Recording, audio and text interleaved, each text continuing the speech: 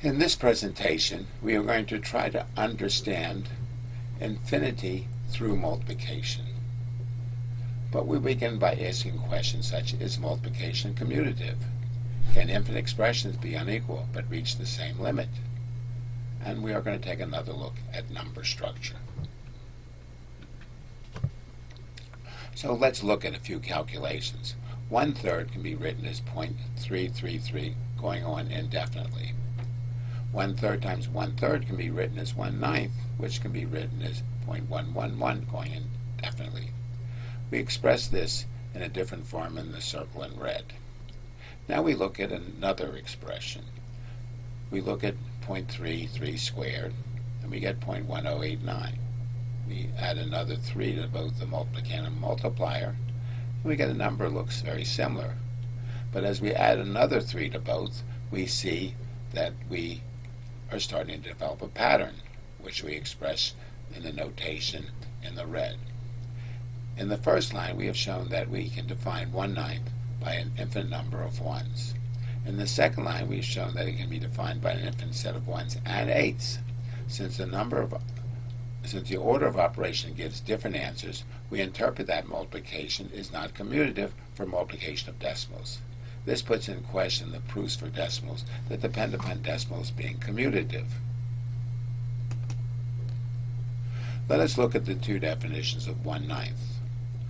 Up to the red line, except for that 0 on the second line, the digits look the same. In the second expression, 108 seems to be the center of the center is between 0 and 8. The first expression converges faster. The second expression is always halfway to the limit. This would give us a better understanding of infinity. Now let's apply this. The number line can be written as -3, -2, -1, -0 and 0 being at the same place, 1, 2, 3, etc. We now interpret the center of the number line between -1 and 0.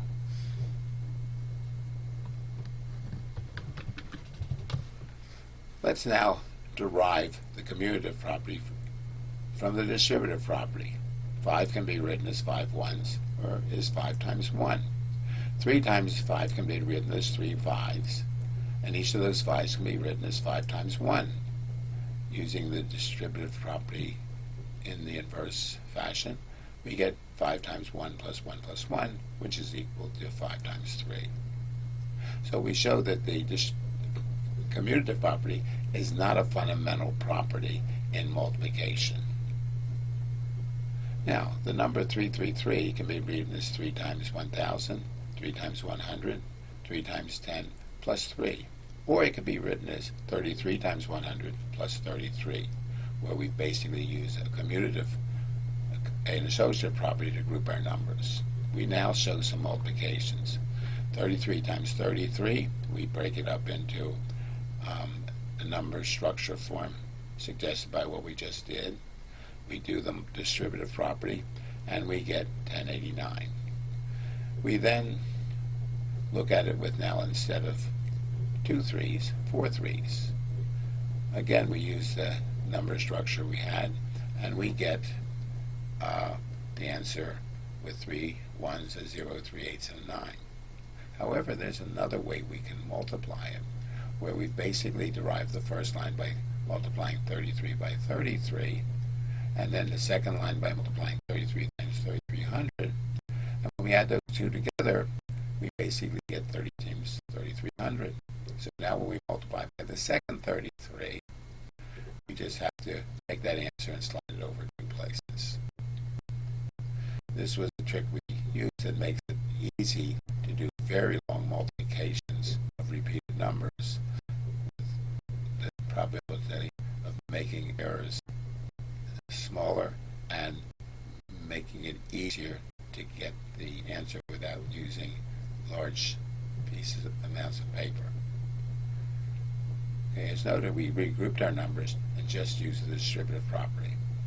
The work of several students who applied for a world record in very long multiplication was used to determine these patterns.